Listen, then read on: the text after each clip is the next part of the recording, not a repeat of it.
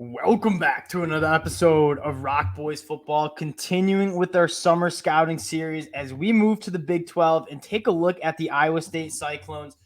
This is a team that I feel is getting massively disrespected by the national media. And I guess you get it, right? 4-8, 1-8 in the Big 12. It was a tough year for Iowa State, but you take a look back and watch some film back on those games. You take a look at the box score of some of those games. Iowa State, there's an alternate universe where that team's 7-5, maybe even 8-4. They lost almost all of their games on a one-score margin. A lot of those games were inside of a field goal. This is a team that needs to limit turnovers. They need to start executing in the red zone, and this could be a much improved team in terms of the win-loss record by the end of 2023. Now, before we get into it again, just want to say thank you to you guys. These are my favorite series to do, taking a deep dive into these programs and kind of taking a look back at the 2022 film, reading some spring practice notes, and kind of giving you guys my takes and getting a better understanding of these teams as we roll into 2023. So if you do enjoy the content, consider subscribing to the channel. And if you're looking for some more Big 12 content, we are rolling out the rest of the Big 12 teams the next couple of weeks. So again, appreciate all the support you guys have shown. And Iowa State fans, let me know in the comment section if I'm missing out on any players, if I'm missing out on some storylines. I learn a lot from you guys. And again, can't thank you guys enough for all the support you guys have shown. Let's get into this. Let's start on the offensive side of the ball. You have a new offensive coordinator, but what I want to talk more about is Hunter Dekkers.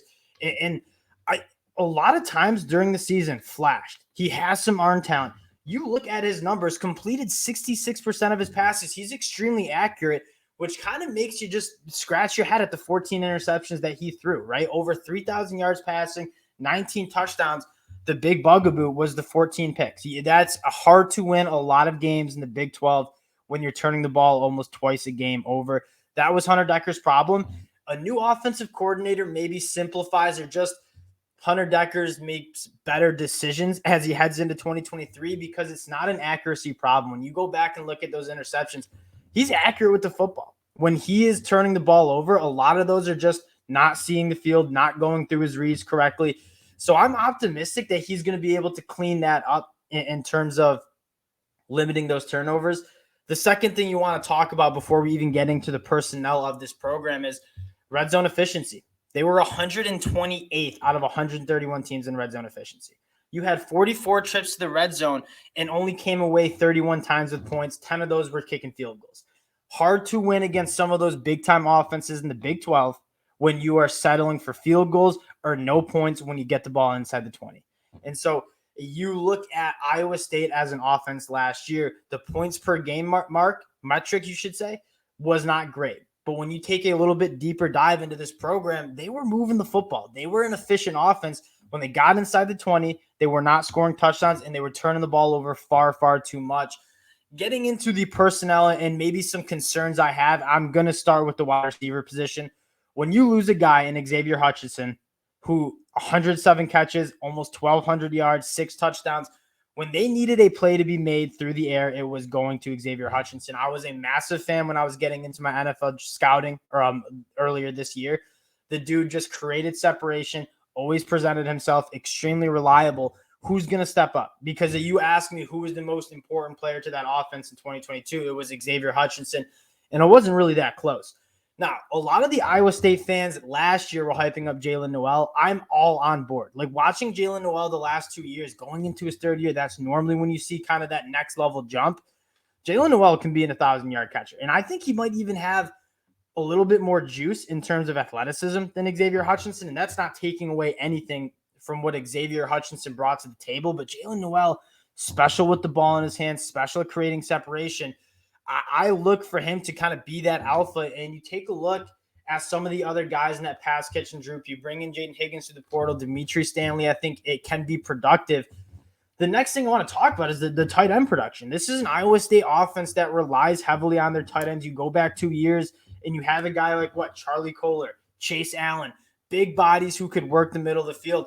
Iowa State got almost nothing of production from their tight ends this year. I'm looking for Iowa State to maybe go back to those tight ends, ask a little bit more of guys like Deshaun Hanukkah in terms of, hey, be a dude in the middle of the field, be kind of a safety valve for this offense that guys like Chase Allen and Charlie Kohler were. Because when you look back at Iowa State, and That might be kind of an answer to the, just popped in my head right now, but maybe an answer to some of those red zone problems. Like it gets a lot easier to score touchdowns when the throwing windows get smaller, having big body dudes like Charlie Kohler and Chase Allen in the red zone. I wonder if they're going to be looking at their tight ends a little bit more in terms of when you get inside the 10, when you get inside the 15, how are we going to punch this ball into the end zone? Using those tight ends might not be a bad answer. The running back position, I like it. Jarrell Brock is a guy that came in the same class as Breece Hall, was a guy that was ranked higher according to 24/7 Sports. He has juice. He's a very good running back, struggled with injury. I think he can be a guy that Iowa State leans on. It's a deep running back room. I was impressed from what I saw, but Jarrell Brock is a guy that I hope kind of takes that next step in terms of being that dude for Iowa State's offense. And the offensive line, I think you're returning a lot of production. You're returning a lot of starters. You got to lean on the development. And that's what Matt Campbell has kind of done with this program. Iowa State's a program where you're never going to recruit consistently the top 100, the top 50 nationally ranked dudes. It just is. I think Matt Campbell understands that. Iowa State is a program that you got to develop those guys. And on the offensive line, that is massive in terms of getting those guys right, getting their bodies right. And so year 3, 4, 5, when they're veteran dudes, that's when they start playing better. So a lot of programs that look at the offensive line returning say that group wasn't that good. I'm not that optimistic about them getting much better. Iowa State's a program where it's like, I can see progression because that is what Matt Campbell specializes in is development especially on the offensive line. And so I'm optimistic that this group will be better. Not that it was a massive problem last year, but again, returning a lot of production, returning a lot of capable players on that offensive line. You take a look at the defense. I think John Heacock is one of the defensive coordinators that is significantly underrated. You hear Jim Leonard's name at Wisco. You hear Phil Parker's name at Iowa. John Heacock and what he does for this Iowa State defense is massive. And I get losing a guy like Will McDonald hurts, top 15 pick in the NFL draft, and absolute alpha when it comes to rushing the passer off the edge. This Iowa State defense, I think, is a lot more reliant on the scheme and disciplined football than it is any particular player. And that is in no way is that a shot at Will. Will McDonald was a first-round guy on my NFL draft board. I am in love with Will McDonald as the player. That being said, this Iowa State defense relies a lot more on the scheme than it does any particular player. And I think that's why you've seen Iowa State lose some guys on the defensive side of the ball and still be okay because their schematics and the disciplined football they play on the defense side of the ball is big time. A couple things I want to note on the defense. We got to get more turnovers, 1.3 turnovers per game. Iowa State's a team that normally thrives on the turnover margin. They were negative in the turnover margin last year. That needs to get fixed. So you got to fix the turnovers on the offense side of the ball. You got to figure out how to take away the football on the defense side of the ball.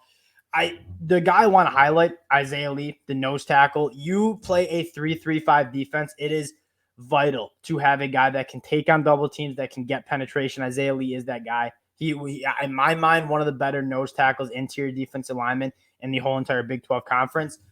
Let those speedster linebackers cook. You got to have a nose tackle that can eat up double teams and keep those linebackers clean. I'm confident in the back end. And again, my biggest question mark on this defense is how are you going to get some pressure on the quarterback losing a guy like Will McDonald? I think John Heacock is going to go back to the schemed up pressure as opposed to, hey, we're going to rush through. We're going to hope Will McDonald can be that alpha that he normally is.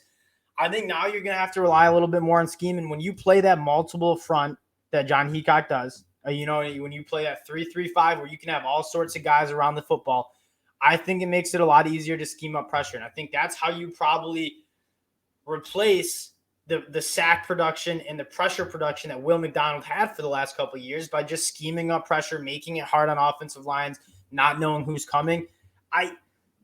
Iowa State always has a good defense. And I get you lose with Will McDonald, but I still think this defense is going to be pretty good. Now, I want to get to the more intriguing part about this, and that's Iowa State's schedule, which I think is very, very gettable. And again, this is a team that I think is just being slept on a little bit. You take a look at the first 4 games.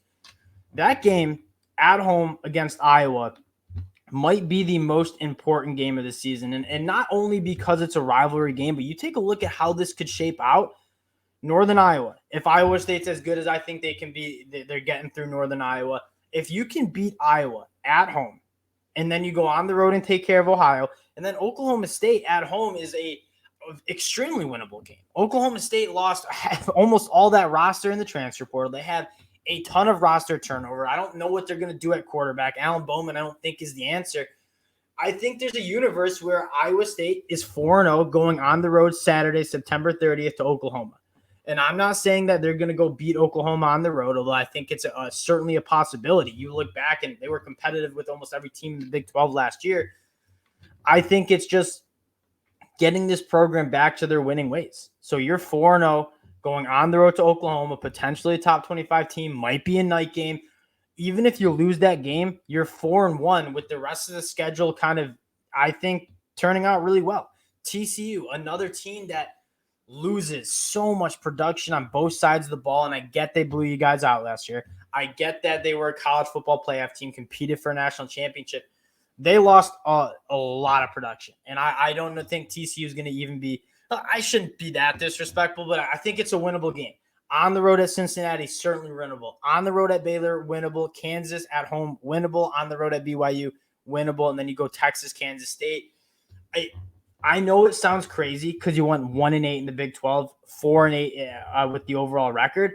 This is a team that I think can certainly be 7-5, 8-4. Am I picking them to play for Big 12 championship? Probably not. But this is a team that the national media, I just think is disrespecting. You go back and look at this team in 2022, not nearly as bad as their record showed. This team is going to turn some heads, I think, in 2023. And Matt Campbell, if there's any coach that gets the best out of his players, it is Matt Campbell and Ames, Iowa. So I'm excited for this Iowa State team. I think they're being slept on in a big way. And again, appreciate all the support you guys have shown. Do enjoy the content. Consider subscribing to the channel. We appreciate you guys, and we'll talk to y'all later. Peace.